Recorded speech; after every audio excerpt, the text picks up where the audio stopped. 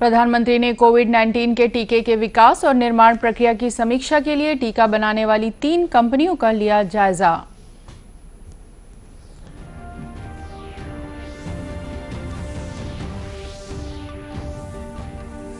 मुख्यमंत्री ने अनुसूचित जनजाति वर्ग के विचाराधीन प्रकरणों के निराकरण में तेजी लाने के दिए निर्देश।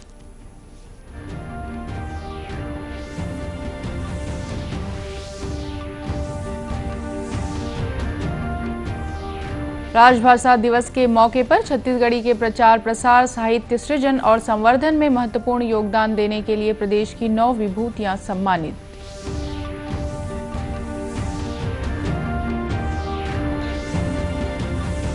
और समर्थन मूल्य पर धान खरीदी के लिए किसानों को टोकन का वितरण शुरू। अवैध धान की आवक रोकने सीमावर्ती जिलों में चौकसी तेज।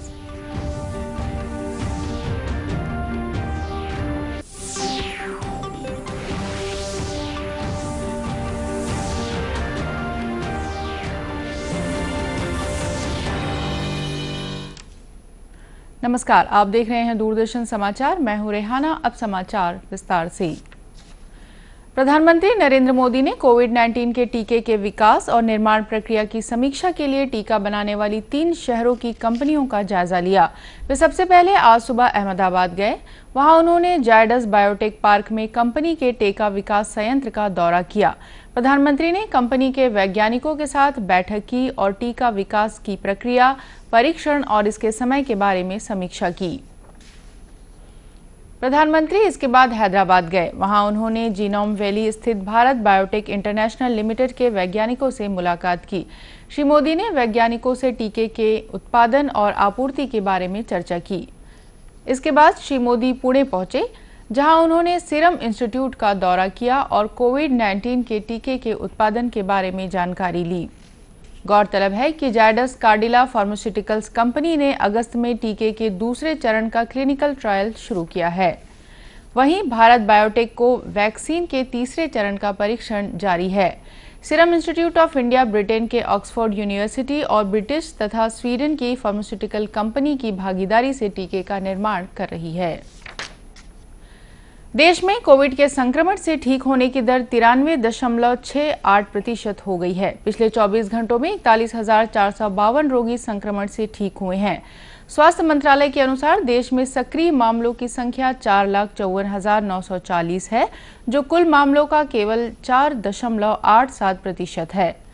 भारतीय आयुर्विज्ञान अनुसंधान परिषद के अनुसार बीते 24 घंटों में 11,57,000 से अधिक नमूनों की जांच की गई। इधर प्रदेश में भी बीते 24 घंटों में 33,400 सैंपलों की जांच की गई, जिनमें से 1,879 सैंपल पॉजिटिव पाए गए। सर्वाधिक कोरोना संक्रमित रायपुर जिले से मिले।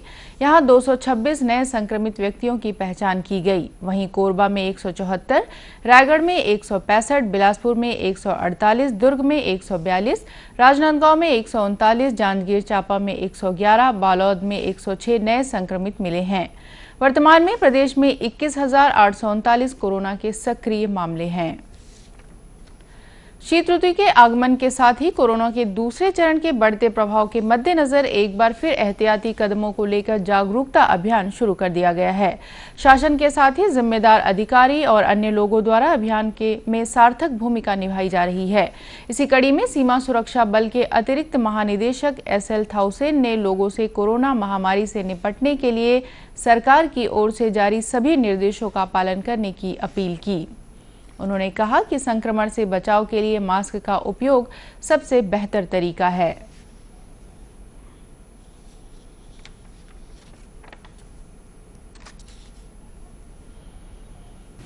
सभी नागरिकों से मेरे निवेदन है कि कोविड-19 प्रोटोकॉल को पूर्ण रूप से पालन करें और 3 महत्वपूर्ण बात का ध्यान दें।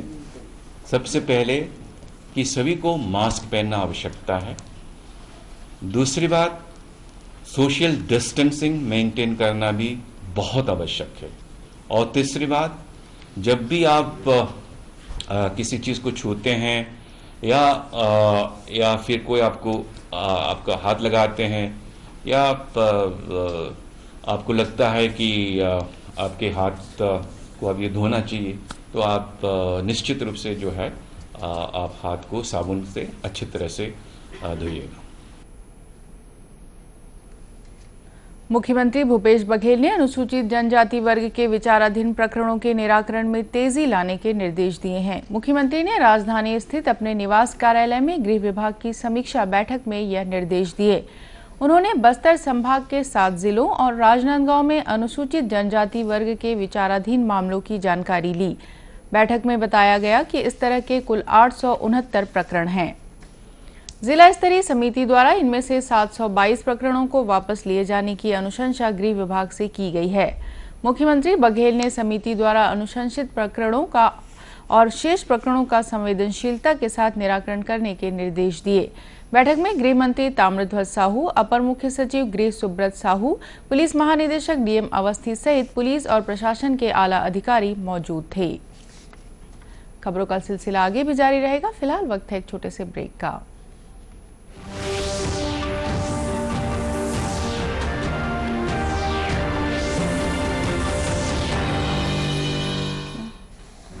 वैश्विक महामारी कोविड-19 जिसका कहर संपूर्ण मानव जाति को अपनी आगोश में ले चुका है।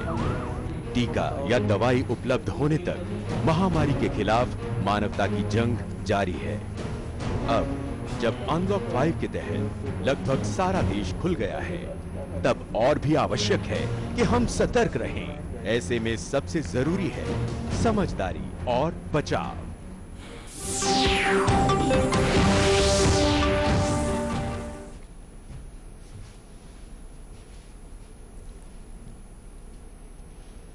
ब्रेक के बाद एक बार फिर स्वागत है आपका दूरदर्शन समाचार में। छत्तीसगढ़ी राजभाषा दिवस के मौके पर मुख्यमंत्री भूपेश बघेल ने छत्तीसगढ़ी के प्रचार प्रसार, साहित्य सृजन और संवर्धन में महत्वपूर्ण योगदान के लिए प्रदेश की 9 विभूतियों को सम्मानित किया। 8वें छत्तीसगढ़ी राजभाषा दिवस के अवसर पर मुख्यमंत्री ने नंद किशोर शुक्ल बिलासपुर, वैभव पांडे बेमितरिया रायपुर, डॉक्टर चितरंजन कर रायपुर, डॉक्टर परदेशी राम वर्मा भिलाई, रामेश्वर वैष्णव रायपुर, संजीव तिवारी दुर्ग, डॉक्टर राजन यादव खैरागढ़, सुधा वर्मा रायपुर और देवेश तिवारी को राजभाषा में योगदान के लिए सम्मानित किया। वहीं महंत घासीदास स्मारक संग्रहालय में राजभाषा पर आयोजित गोष्ठी का मुख्यमंत्री ने अपने निवास कार्यालय से वर्चुअल शुभारंभ किया। शुभारंभ समारोह को संबोधित करते हुए मुख्यमंत्री ने कहा कि छत्तीसगढ़ी के विकास के लिए साहित्य सृजन की काफी जरूरत है। उन्होंने कहा कि प्रदेश में गोंडी, हल्बी, कुडुक और सरगुजा में भी बच्चों को शिक्षा दी जा रही है। उन्होंने कहा कि पहले लोग छत्तीसगढ़ी बोलने में संकोच करते थे, लेकिन अब स्थितियां बदल गई हैं और लोग बेहिचक छत्तीसगढ़ी में बातचीत करते हैं। धान खरीदी को लेकर सियासत तेज हो गई है। एक और विपक्ष जहां आधी अधूरी तैयारी के साथ धान खरीदी के लिए सरकार को कटघरे में खड़ा कर रहा है, वहीं प्रदेश सरकार का कहना है कि सारी तैयारियां पूरी कर ली गई हैं। इसके अलावा जो कमियां रह गई हैं उन्हें भी दूर किया जा रहा है। पूर्व मंत्री और भाजपा विधायक बृजमोहन अग्रवाल ने कहा कि धान खरीदी के लिए बांटे जा रहे टोकन सिस्टम में स्पष्ट नहीं है कि किस तरह खरीदी की जाएगी। और प्रॉपर निर्देश नहीं होने के कारण लगभग 75% सोसाइटियों में टोकन बांटने का काम प्रारंभ नहीं हो पाया और किसानों को इनकी जो स्पष्ट निर्देश नहीं होने के कारण कि टोकन किस प्रकार से मिलेंगे, जिनको टोकन दिया जाएगा उनको कितने दिन का टोकन दिया जाएगा, कितने दिन में उनका माल लिया जाएगा, अगर रात को किसान अपना माल लेकर पहुंच जाते हैं जिसका दूसरे दिन है तो उसके लिए क्या व्यवस्था होगी, इन सब चीजों के बारे में कोई भी निर्देश नहीं है। विपक्ष के इस आरोप को निराधार बताते हुए कृषि मंत्री रविंद्र चौबे ने कहा कि सरकार धान खरीदी के लिए पूरी तरह तैयार है। आवश्यकतानुसार नए केंद्र भी बनाए गए हैं। श्री चौबे ने कहा कि बारदानों की कुछ कमी है जिसे जल्द पूरा कर लिया जाएगा। पूरे प्रदेश में ऐतिहासिक रूप से लगभग 22 लाख किसानों ने पंजीयन कराया है और हमारी मंत्रिमंडलीय उप समिति ने निर्णय लिया है कि हम इस साल 90 लाख मीट्रिक टन से अधिक धान की खरीदी करेंगे और टोकन बंटना शुरू हो गया है। प्राइमरी सोसाइटियों का भी हमने विस्तार किया है धान खरीदी नए उपकेंद्र बनाए हैं। बारदाने के जो कमी थी उससे जूझ भी रहे हैं, लेकिन उससे निपटने की हमारी पूरी तैयारी है। समर्थन मूल्य पर धान खरीदी के लिए किसानों को टोकन का वितरण शुरू कर दिया गया है। गौरतलब है कि आगामी 1 दिसंबर से धान की खरीदी शुरू की जाएगी। इसके लिए पंजीकृत किसानों को टोकन दिया जा रहा है। धान खरीदी की प्रक्रिया में पारदर्शिता के लिए तमाम उपाय किए गए हैं। सीमावर्ती जिलों में चौकसी बढ़ा दी गई है। राजनांदगांव जिलों में भी कल से टोकन वितरण का काम शुरू हो चुका है। खरीदी केंद्रों में बड़ी संख्या में किसान टोकन लेने के लिए पहुंच रहे हैं। इसे देखते हुए प्रशासन ने ग्रामवार धान खरीदने का दिन निश्चित किया है। Collector TK. वर्मा ने बताया कि किसानों को ग्रामवार टोकन वितरण किया जा रहा है। वहीं अन्य प्रदेशों से आने वाले धान को रोकने 6 जगहों पर चेक पोस्ट बनाए गए हैं। जिले की सीमा पर बने इन चेक पोस्टों में कृषि, राजस्व और वन विभाग के अमले को तैनात किया गया है। उन्होंने बताया कि गांव में कोटवारों द्वारा बाहरी धान को रोकने के लिए मुनादी भी करवाई गई है।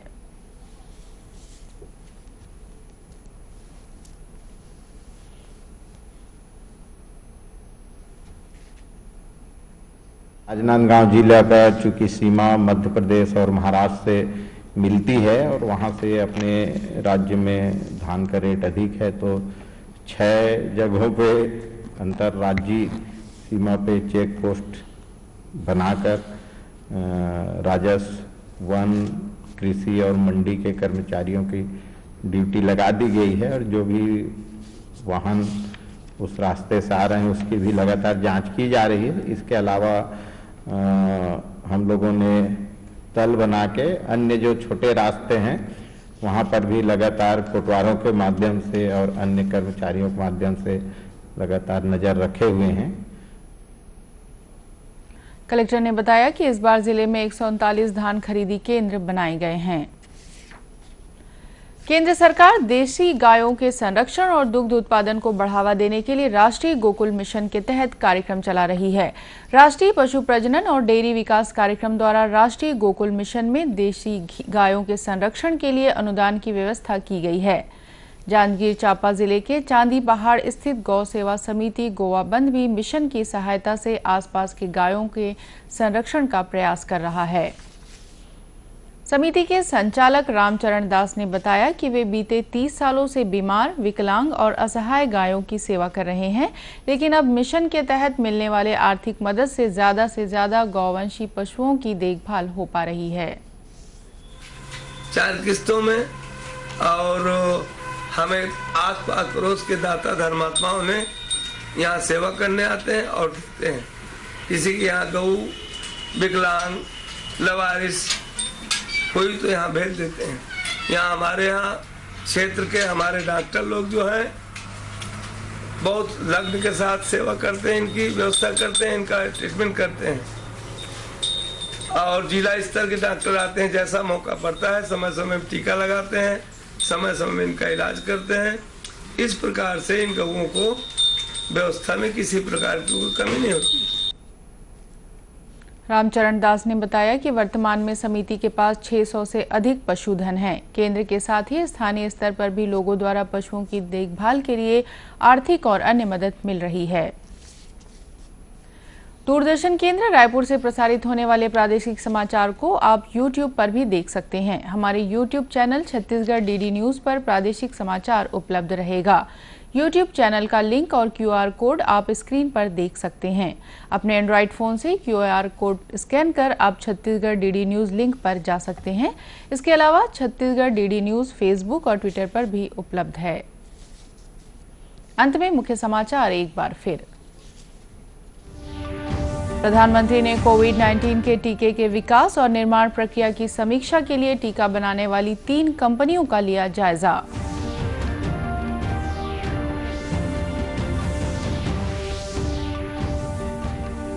मुख्यमंत्री ने अनुसूचित जनजाति वर्ग के विचाराधीन प्रकरणों के निराकरण में तेजी लाने के दिए निर्देश।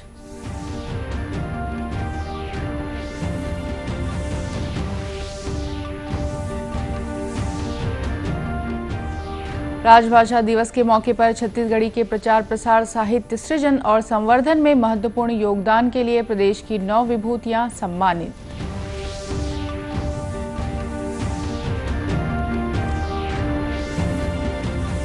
और समर्थन मूल्य पर धान खरीदी के लिए किसानों को टोकन का वितरण शुरू। अवैध धान की आवक रोकने सीमावर्ती जिलों में चौकसी तेज।